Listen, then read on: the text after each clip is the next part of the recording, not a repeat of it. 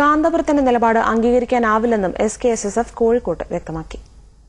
പ്രവാചകന്റേതെന്ന് സ്ഥിരീകരിക്കപ്പെടാത്ത തലമുടി സൂക്ഷിക്കാനായി 40 കോടി രൂപ ചെലവിൽ പള്ളി നിർമ്മിക്കാനുള്ള കാന്തപുരത്തിന്റെ നീക്കത്തിനെതിരെയാണ് SKSSF രംഗത്തെത്തിയിരിക്കുന്നത്. ഇതിനായി പ്രവാചകന്റേതെന്ന് അവകാശപ്പെടുന്ന തലമുടി മുക്കിയ വെള്ളം 101 രൂപ മുതൽ 10,001 രൂപ വരെ വില നിശ്ചയിച്ച് കാന്തപുരം വിൽപ്പന നടത്തുകയാണെന്ന് SKSSF ആരോപിക്കുന്നു. ഈ തലമുടി പ്രവാചകന്റേതാണെന്ന് സ്ഥിരീകരിക്കപ്പെട്ടിട്ടില്ലെന്നും തലമുടി പ്രവാചക പരമ്പരയിൽ നിന്ന് കിട്ടിയതാണെന്ന കാന്തപുരത്തിന്റെ വാദം തെറ്റാണെന്നും SKSSF ചൂണ്ടിക്കാട്ടുന്നു.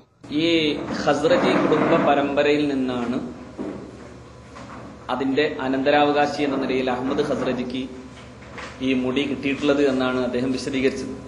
അന്വേഷണത്തിൽ മനസ്സിലാവുന്നത് ഒരു കെട്ടുമുടി ഈ പറയപ്പെടുന്ന അറബിയുടെ കയ്യിൽ ഉണ്ട് എന്നാണ്.